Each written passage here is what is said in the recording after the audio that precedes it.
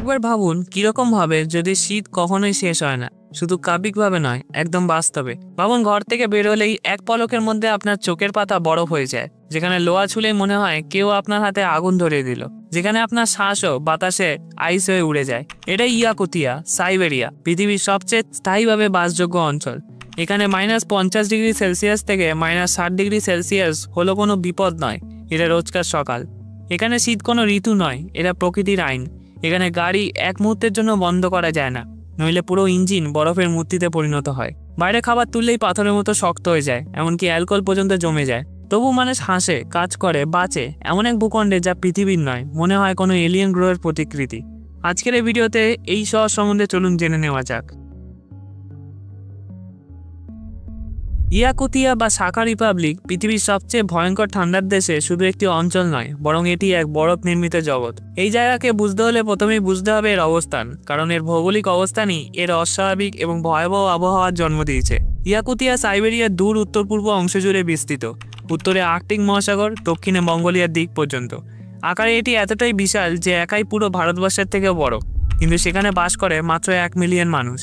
মানুষগুলো ছড়িয়ে ছিটিয়ে থাকে বরফ জমে থাকা নদীর তীরে, হিমশীতল তুন্দ্রা ও বিশাল তাইগা বনের ভিতর। রাজধানী ইয়াকুৎস্ক লেনা নদীর তীরে বসে আছে। পুরো শহরটাই দাঁড়িয়ে আছে চির জমাট মাটি বা পারমাফ্রস্টের উপর। মাটি কখনোই পুরোপুরি গলে না, তাই বাড়িঘর সরাসরি জমিতে বানানো যায় না। ভবনগুলোকে মাটির উপরে পাইলের উপর দাঁড় করানো হয়, যাতে ঘরের তাপ মাটি গলিয়ে ভবনকে ডুবিয়ে না দেন। ইয়াকুতিয়ার প্রতিটি বিষয়কে নিয়ন্ত্রণ করে একটাই জিনিস, ঠান্ডা।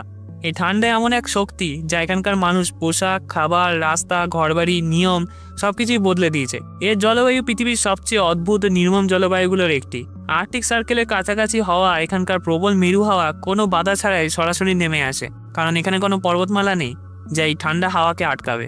শীতকালে এখানে 7 থেকে 8 মাস, আর সূর্যের আলো খুব দুর্বল, নিচু কোণে ওঠে এবং তেমন তাপ দেয় না।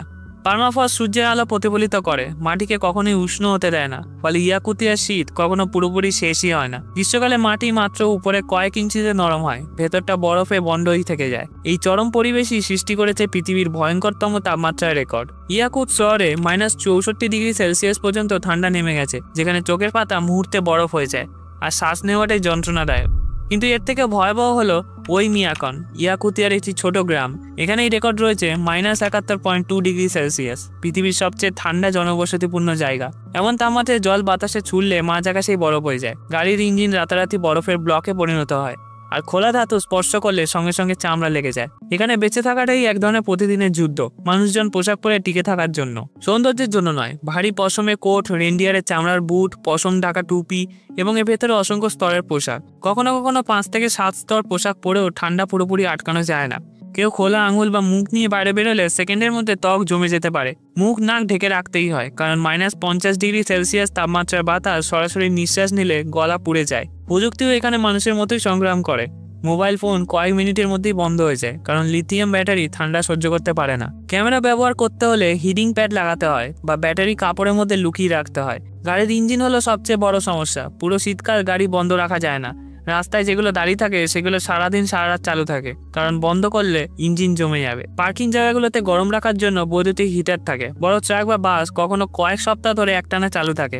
খাদ্যাভ্যাসে পরিবর্তন এসেছে এই চরম ঠান্ডা থেকে। শরীরকে গরম রাখতে হলে দরকার উচ্চ চর্বি ও প্রোটিন, তাই মানুষ খায় রেন্ডিয়ারের মাংস, ঘোড়ার মাংস, আর সবচেয়ে বিখ্যাত খাবার স্ট্রোগাগনিনা, বরফের মতো জমাট কাঁচা মাছ সরাসরি পাতলা করে কেটে খাওয়া হয়। সবজি এখানে প্রায় জন্মায় না, কারণ মাটি বরফে বন্দি, তাই বাজারে সবজির দাম আকাশ ছোঁয়া। তবে নদী নালা ও বনের উপর নির্ভর করে মাছ ও মাংস প্রচুর পাওয়া যায়। বাইরে বাজারে ঝুলে থাকা জমাট মাছ রাখতে কোনো ফ্রিজের দরকার হয় না, প্রকৃতি নিজেই এখানে রেফ্রিজারেটর। পৃথিবীর বহু দেশে সামান্য তুষার পড়লে স্কুল বন্ধ হয়ে যায়, কিন্তু ইয়াকুতিয়ার ভোরে শিশুরা জেগে ওঠে, পশম ঢাকা মোটা পার্কা পরে, মুখ থেকে শুধু চোখ বেরিয়ে থাকে, এমন করে স্কার্ফ জড়িয়ে ঘরের দরজা খুলে বড় কুয়াশার ভেতর দিয়ে স্কুলে হাঁটতে বেরোয়। এখানে স্কুল খোলা থাকে -52°C পর্যন্ত। তার নিচে নামলে ক্লাস বন্ধ হয়, কিন্তু বাচ্চারা ছুটি পেলেও বড়দের জীবন থেমে যায় না। সরকারি দপ্তর, জরুরি পরিষেবা, সবচেয়ে বড় কথা মাইনিং বা খনির কাজ এখানে তাপমাত্রা যতই নামুক বন্ধ হয় না। -55°C সকালেও অনেক শ্রমিকের কাছে নতুন দিনের স্বাভাবিক শুরু। ইয়াকুতিয়ার অর্থনীতি পুরোপুরি গড়ে উঠেছে বরফের নিচে জমির কারণে। পৃথিবীর অন্যতম দূরবর্তী ও বিচ্ছিন্ন এই অঞ্চলের মাটির নিচে লুকিয়ে আছে এক অবিশ্বাস্য সম্পদ, হীরা, সোনা, ইউরেনিয়াম, কয়লা আর বিশাল প্রাকৃতিক গ্যাসের মজুদ। বিশ্বের মোট হীরার প্রায় 25% আসে এখান থেকেই। তাই খনি শিল্প শুধু একটি শিল্প নয়, এটাই এই ভূমির প্রাণ। অসংখ্য শহর ও বসতি এমন সম্পদের উপর দাঁড়িয়ে বেঁচে আছে। এই খনি রাজ্যের সবচেয়ে কিংবদন্তি স্থানগুলোর একটি হলো মির মাইন, মানুষের বানানো পৃথিবীর অন্যতম বৃহত্তম গর্ত। 1200 মিটার গভীর এই বিশাল ওপেন পিট মাইন উপরের দিক থেকে দেখতে এক প্রকার ঘূর্ণির মতো, যেন আকাশ থেকে কোনো বিশাল কিছু টেনে নামিয়ে নিচ্ছে। বহু বছর ধরে এই খনি রাশিয়ার অর্থনীতিতে হীরার স্রোত সরবরাহ করেছে। আজও এটি ইয়াকুতিয়ার শক্তি, ইতিহাস ও পৃথিবীর বিলাসবহুল বাজারের সঙ্গে এর সংযোগের প্রতীক। অর্থনীতির বাইরে আছে আরও প্রাচীন এক আত্মা, শাখা বা ইয়াকুত জনগণ। শত শত বছর ধরে তারা এই নির্মম শীতের দেশে টিকে আছে। তাদের ভাষা তুর্কি পরিবারের সঙ্গে সম্পর্কিত, আর তাদের সংস্কৃতি, প্রকৃতি, আত্মা, পূর্বপুরুষ সবকিছু সম্মিলিত এক সামাজিক বিশ্বাসে গাথা। গ্রীষ্মের ছোট্ট উষ্ণ সময় যখন বরফ কিছুটা গলে জমি নরম হয়, তখন তারা উদযাপন করে ইস্যাক, গ্রীষ্মকালীন সূর্যোৎসব। যেসব দিনে ইয়াকুতিয়ার বরফ ঢাকা চেহারা বদলে যায়। সঙ্গীত, নাচ, থ্রোট সিঙ্গিং আর প্রকৃতিকে উৎসর্গ করা নানা আচার চলতে থাকে। এখানকার শিশুদের জীবন ওই কঠিন প্রকৃতির সঙ্গে মানিয়ে নিতে শেখা থেকেই শুরু হয়। বছরের বেশিরভাগ সময় বাইরে খেলা নিষিদ্ধ বললেই চলে। ফ্রস্টবাইট যে কোনো মুহূর্তে আক্রমণ করতে পারে। দিনও খুব ছোট, সূর্যের দেখা পাওয়া যেন ভাগ্যের উপর নির্ভর করে। স্কুলে তাদের শেখানো হয় কিভাবে ত্বকে জমাট ধরার প্রাথমিক লক্ষণ বোঝা যায়, কেন খোলা হাতে ধাতু স্পর্শ করা বিপজ্জনক, আর কিভাবে পোশাক স্তরে স্তরে পরলে শরীর বরফের কামড় থেকে বাঁচে। এখানে শীতের পোশাক কোনো সাজসজ্জা নয়, এটা হলো বেঁচে থাকার ঢাল। কিন্তু ইয়াকুতিয়ার চ্যালেঞ্জ শুধু ঠান্ডা নয়, এটি পৃথিবীর বাকি অংশ থেকে এতটাই বিচ্ছিন্ন যে অনেক শহরের রাস্তাও নেই। খাবার, ওষুধ, দৈনন্দিন প্রয়োজনীয় জিনিস সবকিছুই বিমানে করে আনা লাগে, তাই দাম স্বাভাবিকের তুলনায় অনেক বেশি। স্থায়ী বরফের মাটিতে ঘরবাড়ি তৈরি করাও এক দুঃসহ যুদ্ধ। ভুল গণনার কারণে ভবন হেলে পড়া বা ভেঙে পড়া এখানে অস্বাভাবিক নয়। দীর্ঘ অন্ধকার, জমাটবদ্ধ দিন আর একঘেয়ে শীত মানুষের মানসিক শক্তিকেও চ্যালেঞ্জ করে। তবুও কঠিনতার মাঝেও ইয়াকুতিয়ার সৌন্দর্য অবিশ্বাস্য।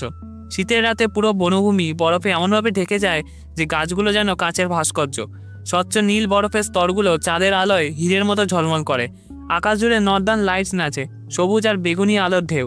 নদীগুলো এত শক্ত হয়ে জমে যায় যে ট্রাকও তার উপর দিয়ে চলতে পারে। এই ভূমি নির্মম হলেও অপার সৌন্দর্যের অধিকারী।